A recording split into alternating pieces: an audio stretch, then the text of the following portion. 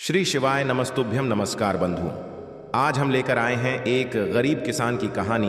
एक गरीब किसान की कहानी इन हिंदी। इस आर्टिकल के माध्यम से आज हम आपके साथ साझा कर रहे हैं कि क्या गरीब होना पाप है, क्या गरीबी का कोई महत्व नहीं होता, पर गरीब की ईमानदारी पर हर कोई व्यक्ति शक करता है। एक गरीब किसान की कहानी। एक गरीब किसान की कहानी। इस कहानी में एक रमेश नाम का गरीब व्यक्ति होता है जो अपने परिवार के साथ गरीबी से लड़ रहा होता है। क्या उसकी मदद करने के लिए कोई आगे आएगा या उसे ऐसे दुत्कार कर भगा दिया जाएगा? जाने के लिए पढ़िए हमारी एक गरीब किसान की कहानी। एक गांव में रमेश नाम का एक गरीब व्यक्ति रहा करता था जो बहुत मेहनती था और अपनी मेहनत के बल पर ही वह अपने परिवार का भरण पोषण कर रहा था। रमेश के पास थोड़ी सी खेती थी। उसी खेती को वह करके अपना घर गुजारा चला रहा था। खेती में उतना कर लेता था कि वह अपने परिवार का पेट बड़ी आसानी भर सकता था। और उसी गांव में एक अमीर शहजादा रहा करता था। शहजादे की पैतृक संपत्ति उसके पास थी। खेत खलियान संपत्तियां भी उसके पास में खूब सारी थीं। बेशुमार धन दौलत सब कुछ था। उसके पास जितना बड़ा उसका खजाना था उतना ही छोटा उसका दिल था। वह मजदूरों से खूब काम तो करवाता, पर पैसे के नाम पर उन्हें कम पैसे ही देता और साथ में उन्हें जिल्लत दुत्कारता भी था। वह बहुत बड़ा कंजूस व्यक्ति था, पर क्या करे, गरीबी के हाल ने मजबूर कर रखा था। आधा गांव उसके खेत खलियान में ही काम करता था। गांव के बचे कुछ लोग रमेश को देखकर बड़े हैरान होते थे कि यह इतनी सी थोड़ी सी जमीन में इतनी अच्छी फसल कैसे कर लेता है। उसी साल गांव में भयंकर तबाही हुई। खूब आंधी तूफान बारिश सब कुछ आया और सब कुछ तहस नहस करके चला गया। उस गांव के हालत इतने बुरे हो चुके थे कि लोगों के पास खाने तक के लिए कुछ नहीं बचा था। उसी में से एक था रमेश, जिसकी हालत गांव के सभी व्यक्तियों से ज्यादा कमजोर हो चुकी थी। जैसे तैसे करके अपना घर का गुजारा कर रहा था। एक वक्त के बाद उसके पास वह भी खत्म हो जाता है। हालात इतने बुरे हो चुके थे, रमेश के पास शहजादे से कर्ज लेने के अलावा और कोई रास्ता नहीं बचा था। अगले ही दिन शहजादे के पास कर्ज लेने के लिए रमेश जाता है। शहजादे ने रमेश की पूरी बात सुनी और उसके मन में लालच जागा, क्योंकि वह पहले तो कंजूस था। तो उसने सोचा, क्यों ना मैं इसे कर्ज देने से बेहतर है कि मैं इसे अपने खेत में ही काम पर लगा लूं, क्योंकि अगर मैंने इसे कर्ज दे दिया तो यह कर्ज कहां से लौटा कर देगा। इसके पास तो इतना बड़ा खेत भी नहीं है। उसने रमेश से कहा कि रमेश, मैं तुम्हें पैसे तो नहीं दे सकता, मैं तुम्हें अपने यहाँ नौकरी पर रख लेता हूँ और मैं तुम्हें सिर्फ आर्जो 2000 महीना के दूंगा। पर रमेश ने कहा कि जो दूसरे मजदूर लोग हैं वह काम कर रहे हैं तो उन्हें तो आरएस 3000 मिलता है और ऊपर से 2 गेहूं की बोरी भी अलग से दी जाती है। शहजादे ने कहा कि देखो रमेश, मुझे दूसरों से मतलब नहीं है। तुम्हें अगर काम करना है तो करो, वरना मेरे पास में बहुत मजदूर है काम करने के लिए। रमेश मरता ना तो क्या करता, अपनी मजबूरी और परिवार वालों का पेट पालने के लिए वह शहजादे को हाँ कर देता है। रमेश के जाने के बाद शहजादा बहुत ज्यादा खुश होता है और सोचता है कि अब मैं इससे खूब काम कराऊंगा, क्योंकि इसके किस्से मैंने सुने हैं और इसे ऊपर से पैसे भी कम देने पड़ेंगे। मुझे तो डबल फायदा होगा। अगले ही दिन से रमेश शहजादे के यहाँ पर नौकरी करने लगता है। रमेश खेतों में खूब मेहनत करता और उसकी मेहनत के बल पर उसने 6 महीने का काम सिर्फ और सिर्फ 4 महीने में खत्म कर दिया। जब यह बात शहजादे को पता चली तो बड़ा खुश हुआ, लेकिन उसके अंदर बेईमानी का ईमान डगमगा गया। उसने सोचा, जब इसने मेरा काम 6 महीने का 4 महीने में कर दिया तो क्यों ना मैं 2 महीने के पैसे बचा लूं और मैं इसे मना कर देता हूं कि अब मुझे तेरी जरूरत नहीं है। जब तेरी जरूरत पड़ेगी तब मैं तुझे वापस अपने पास बुला लूंगा, पर अभी तू यहां से चला जा। जब रमेश अपने तनख्वाह लेने के लिए जाता है तो शहजादा उसे साफ साफ इनकार कर देता है कि रमेश, अब तुम कल से यहां मत आना, तुम्हारी अब मुझे कोई जरूरत नहीं। रमेश बेचारा शहजादे के खूब हाथ पैर जोड़ता है। वह कहता है कि मालिक, मुझे नौकरी से मत निकालो, मेरे बच्चे भूखे मर जाएंगे। मैं आपके सहारे ही तो हूं। अब मैं कहां जाऊंगा, किसके पास जाऊंगा, किसके पास काम मांगने के लिए जाऊंगा? और इस गांव में आपके जितना धनवान व्यक्ति और कोई दूजा है भी तो नहीं। मालिक, मेरी गरीबी पर तो थोड़ा सा रहम खाइए। अगर मुझसे कोई गलती हो गई हो तो मुझे बता दीजिए या मुझे उसकी कोई सजा दे दीजिए, पर मुझे नौकरी से मत निकालिए। पर उस लालची शहजादे को अपने धनवान होने पर बड़ा घमंड था। उसने रमेश के आंसुओं पर बिल्कुल भी तरस नहीं खाया और उसे उल्टा दुत्कार कर भगा दिया और कहने लगा कि रमेश, अब तुम मुझे दोबारा यहां देख मत जाना।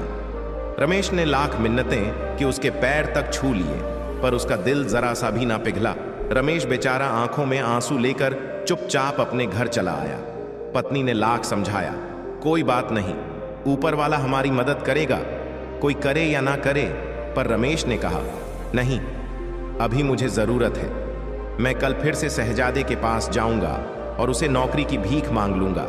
इस बार चाहे वह मुझे 1015 आर-300 जो भी देगा, मैं वह ले लूंगा, क्योंकि मुझे अपने परिवार का पेट पालना है।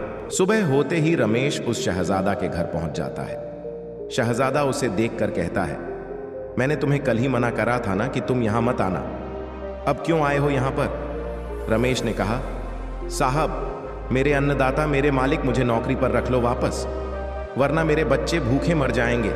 मेरी कुछ मदद करिए। आप लाख मिन्नतें करने के बाद भी उस शहजादे ने उसे नौकरी पर रखने के लिए मना कर दिया और उसे फिर दुत्कार कर भगा दिया। अगले ही दिन वापस वह रमेश उम्मीद में जाता है कि आज शहजादा मान जाएगा, आज तो मुझ पर कुछ तो दया दिखाएगा। पर रमेश ने जैसा सोचा वैसा नहीं हुआ। शहजादे ने उसे वापस बुरा भला बोलकर अपने दरवाजे से बाहर कर दिया और अब से यही रोज क्रम चल रहा था। लगभग 1 हफ्ता बीत चुका था, पर रमेश की बातों का उस शहजादे पर कोई असर ही नहीं हो रहा था।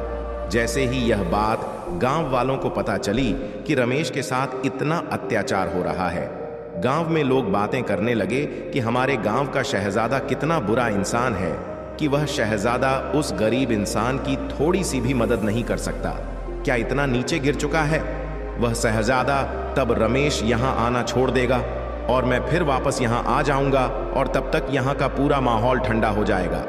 वह शहजादा रात होते ही अपने पूरे परिवार के साथ अपने रिश्तेदार के यहां चला जाता है। जब अगले दिन रमेश उसके घर पहुंचता है तो उसे कोई दिखाई नहीं देता। रमेश फिर भी उम्मीद लगाकर वहां बैठा रहता है कि शहजादा थोड़ी देर में आता ही होगा। वक्त तेजी के साथ भी जाता है। 10 से 15 दिन कब हो जाते हैं पता ही नहीं चलता और वह शहजादा लौटकर अपने घर आता है। जब वह शहजादा देखता है कि रमेश वहां उसे दिखाई नहीं देता है तो वह अंदर से बड़ा खुश होता है और सोचता है कि मेरी तरकीब काम आई, इस रमेश से मेरा पीछा छूटा। शहजादे को घर आकर देख कुछ मजदूर लोग शहजादा के पास आते हैं और कहते हैं कि मालिक, आपके जाने के कुछ दिनों के बाद ही आपके घर में कुछ लोग चोरी के इरादे से घुसने ही वाले थे, पर रमेश वहां हर रोज आपका इंतजार करता था और बैठा रहता था। उसकी नजर उन चोरों पर पड़ गई और उसने बिना अपनी जान गंवाई वह उन चोरों से अकेला ही भर गया और उसने आपका पूरा घर लूटने से बचा लिया। पर हां, उस भिड़ंत में वह पूरी तरह से गंभीर घायल हो चुका है और वह अब भी अस्पताल में भर्ती है। गांव वालों की बात सुनकर उस शहजादे का थोड़ा सा मन ठंडा पड़ गया। उसने सोचा कि मुझे रमेश से मिलना चाहिए। जब वह रमेश से मिलने के लिए अस्पताल पहुंचा तब उसे पता चला कि उसे सुबह ही घर भेज दिया गया है। शहजादा भागते हुए रमेश के घर जाता है और रमेश के घर की हालत और रमेश की हालत देखकर उसे बड़ा अफसोस होता है और रमेश से कहता है, मुझे माफ कर दो, मैंने तुम्हें गलत समझा और मुझे अपने के पर बहुत शर्मिंदगी महसूस हो रही है। मैंने तुम्हारे जैसे नेक ईमानदार बंदे पर इंसान से गलत व्यवहार किया। मुझे ऐसा नहीं करना चाहिए था रमेश। रमेश कुछ कह पाता, इतने में शहजादे की आंखों से आंसू छलक पड़ते हैं। रमेश कहता है कि मालिक, आपने मेरे बारे में सोचा, वही मेरे लिए काफ़ी है। फिर वह शहजादा रमेश को अपने घर वापस नौकरी पर रख लेता है और उसके घर की हालत पूरी सही कर देता है और इस बार शहजादा रमेश को ज़्यादा पैसे देता है। इससे रमेश की घर की हालत भी अच्छे हो जाते हैं और रमेश वापस अपना जीवन अच्छी तरह से जीने लगता है। सीख तो अपना अस्तित्व जीवन में इस तरह से बनाओ कि आपके ऊपर कोई उंगली ना उठा पाए। अपना काम पूरी ईमानदारी और मेहनत के साथ करना। याद रखना, आप पर कोई नजर नहीं रखता। इसका मतलब यह नहीं कि ऊपर वाला भी आप पर नजर नहीं रखता। जब सारे कैमरे बंद हो जाते हैं तो ऊपर वाले के कैमरे हमेशा चालू रहते हैं। हमेशा अच्छे कर्म करते रहो और अपनी ईमानदारी का परिचय देते रहो। यही एक असली इंसानियत होने की पहचान है दोस्तों। हम आशा करते हैं कि आपको हमारी यह कहानी गरीब किसान की कहानी ज़रूर पसंद आई होगी। अगर आपको हमारी यह कहानी पसंद आती है तो इसे आप अपने दोस्तों के साथ ज़रूर शेयर करें, ताकि वह लोग भी इस कहानी के माध्यम से कुछ सीख लें और अपने इरादों को सही दिशा में लेकर जाएं। ऐसी ही नई नई प्रेरणादायक मोरल स्टोरी, नैतिक शिक्षा का ज्ञान बटोरने के लिए हमारे वेबसाइट को सब्सक्राइब करना ना भूलें, ताकि आपको हमारे नए नए इंस्पायर मोरल स्टोरी की नोटिफिकेशन आप लोगों को समय समय पर मिलती रहे और आप उसका भरपूर लाभ उठाएं।